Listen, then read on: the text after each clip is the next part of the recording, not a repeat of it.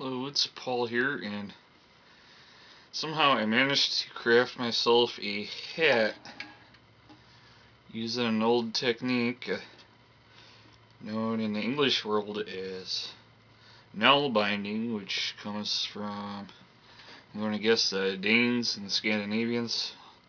But it's known as that because that's the culture that managed to record and carry down a tradition, but it also happens to be something that predates knitting in most societies. So not only will you see it still practiced in Scandinavia, but you might also see the art practiced practically on the other side of the world in the Bolivian Andes, places like Peru and stuff. Same kind of thing, and this technique is also something that you probably would have seen if looking at old Roman stuff and maybe old Greek stuff before proper knitting came over to Europe. So even for us, Europe did stuff this way before the two needle type of knitting and crocheting came around. But it's not just like a regular textile art, it's a form of weaving, so you could make stuff like bags and stuff like that too, not just clothes or cloth. And I'm finding that it's kind of neat because you can patchwork it, so you don't really even have to follow a pattern of, you can just piecemeal different pieces together. I'll take this hat. Well, the hat, for example, is patchwork too because I was not following any single pattern. I was going off of different things. I kind of read a little bit, but I didn't follow it exactly. So I started with a headband, which is like right here. You can kind of see this pattern here. And I was going to make a hat off of that. And it was a conical hat, but it ended up too small to fit for my head because I started making the cone first, going down from the headband and tapering it narrower and narrower because I wanted to go for like a pointed hat. And I ended up having to expand it wider. And as I was doing it, it was kind of piecemeal where I was expanding it. But I had an idea in my head that you just grow the pattern out. And you don't really have to follow a direction, you're just looking for the crossings on the previous row. And even if the crossings are in different directions, as long as you have two little stitches that cross each other, that's where you backstitch. Because in this case I was doing what was called the Coptic or Tarum stitch. And all that is this is the most basic form, and you don't even have to worry about the looping. You go backstitch it along an edge, and you can loop through. I might show it in another video. It's kind of neat. Yet it's so simple, but you can make a cloth backstitching, and then you can reverse it to get flat pieces, or you can go around a round to make a round piece like the hat. And here I didn't just do one technique, I did circles as around for the ear flaps before I expand it out. So this here is a circle kind of thing, and this here is around. And you don't even have to start from the trailing edge. You can fold over. I don't know if it's clear as I hope. You can take a part that folds over. So if this curls like this, and as long as you have a row of crossings, you can start there again. So you can do some rather clever stuff. Say if you wanted to make a rucksack and wanted to extend a strap out of it, you could just extend out of the side of a bag and extend a strap there rather than in the middle or at the end. Now some people might say it's like not a purist form to do that, but I doubt it, because I think in ancient times people improvised, much like bushcrafters do today. It's not, pardon the hairs and stuff. It's test fitting this hat and had cats around, so yeah, there are hairs. So it's an improvised craft the way I've done it, and that's kind of neat because you don't have to follow a pattern. You can just get something, and this actually fits my head. And you got weaves. And what I did here is I even crossed into weave-in or cording stuff, so it's not just like. Okay, pardon me. Chair step. Okay. going on about how this goes like bushcraft, but my camera only does 5 minutes at a time, which is kind of annoying. It does great still shots, but for video it has this quirk where the sensor gets too warm, I guess. So they limit the time to like 5 minutes at a time, at least at the resolution you're watching the video now. My light went out in the ceiling, one of my lights. Ugh. So I was making this hat, and I was telling them about how you could go over folds and stuff, because this here is kind of a fold here. And that one there, but I stitched it back in. And also it keeps the bend up and you expand out and all that. That's another video, so I don't think I'm going to cover it in mine. But like I said, you can patchwork it. So in this case, you can see there's a certain pattern to the weave here, and a pattern to the weave there, and they're not in the same direction, but I did it on the crossings, where as long as you see edges cross, you can extend out from there. So that's all I did. In this case, I'm going to try to weave back here. Or not weave, but stitch. I'll do it from the reverse side. It doesn't matter which side you do it, as long as you have ends to cross under. And starting out, I'm going to double back.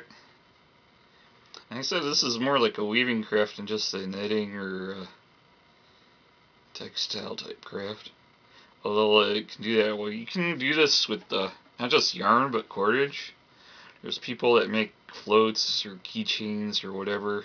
Maritime stuff, it uses the same technique as this stitch. They call it a chain hitch, but it's the same thing as a tear stitch. Except they're working with rope rather than yarn. But you can make like, not necessarily bags, but like, maybe bags, but they're more like netted rather than woven. Or loose, but and you look at stuff like bottles, what do you call them, demijohns or something, and what the original intent of a demijohn was is that glass bottles break, or ceramic bottles, they're really easy to break, so you put a softer covering over them that would bump up against stuff, and then you wouldn't get the chipping or cracking.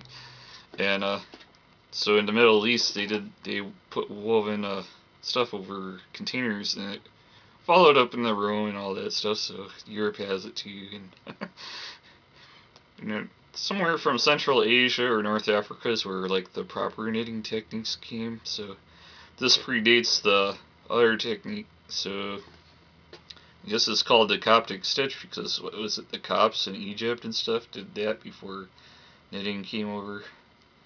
So it was like much of the places before your more modern knitting. So what I did is I pull through one way and I reverse 180, and that locks it. So let's see. Oop. Getting all tangled up here. It does make it trickier if it tangles on you. So come through one way and I reverse the other way, and that way the end doesn't pull out.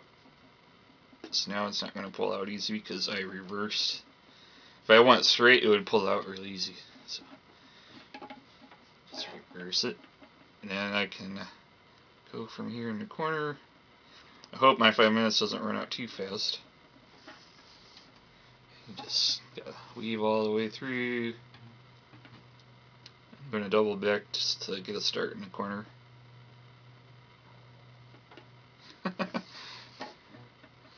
The rest is finding crossings. Back stitching, so that's this type of stitch. And there's other stitches that are more involved, and this one's kind of newbie friendly because you don't have to worry about holding stitches or looping through. You just go one back stitch. In this case I'm going over. You don't have to go over. Found out it works as well. My lamp's acting up. I don't know what's up with that ceiling lamp. Just find the previous crossing, next crossing over. If I can do it. This light's not so great like I'd hoped for. I would be doing this in the backyard if it wasn't raining outside. Stupid camera time ran out on me again like I was talking about before. saying this isn't just like an art crafty thing, but it's like a bushcraft kind of thing too. Because you don't have to kill something to get a usable little piece of warm clothing. If you were out in the middle of nowhere, you could carve the needle from wood as long as you had a knife on you. And you could use loose fibers from plants if you knew the local plants without having to chase after and hunt or kill something. So if you had about a month or so, you could make yourself a warm enough piece of clothing to help you through the winter. You didn't have, I guess traditionally you'd have your wife or girlfriend do that. But if you were a bachelor, this is simple enough, knowing that all you have to do is backstitch with the needle you carved out of something. And loose fibers from some plant like hemp or nettle or whatever. If you lived in the old culture at the time, I'm sure you'd know how to gather that stuff. And you just twist them loosely to a needle you carved yourself out of wood, which is pretty easy. And all you had to do is backstitch it through, and you could have yourself a shirt, even if you weren't successful in the hunt. So that would be enough to help get you through a winter. Traditionally it's handed down, and some people would be like, "What are you saying about it?" I think a lot of people did what they did and improvised. So, in a way, this isn't just like girly thing. It's some people show it. Guys can do it too, and because it's rather simple and rudimentary. So now I'm weaving back into it. I don't know when the time cut off from where I started. You can just patch it together. So this allows you, so you can patch, you can do different colors or whatever. And I showed you the reversal, and you do the same thing at the very end when it runs out. So you loop through one way and loop through back. I think that got recorded, right? Just simple back stitch through it. Any idiot can use this. Apparently I'm having luck with it. I made that hat.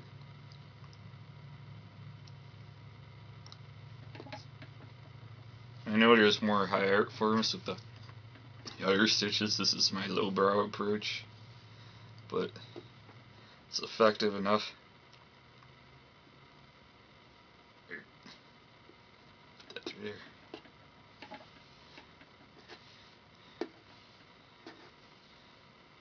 Yay. Through here.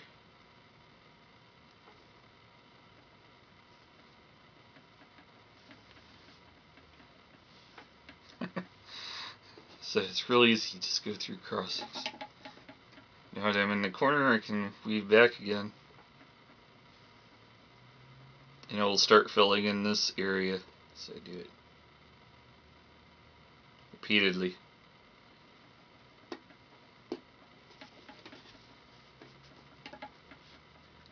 I'm thinking of adapting this to another material and just showing that. This will be kind of amusing. But I'll save that for another video. I think I'll show how to carve a wood needle. Well, it's stupidly simple. You don't really have to know too much about carving to figure that one out.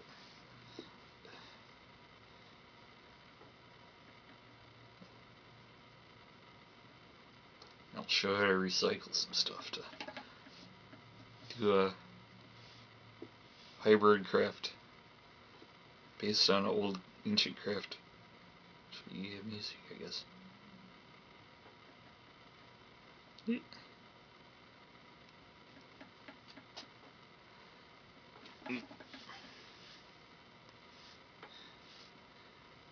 Just kind of get attention it by hand. So there's not much else. That's why I said if the yarn binds up, it can be a pain in the butt. That will throw off the consistent tension.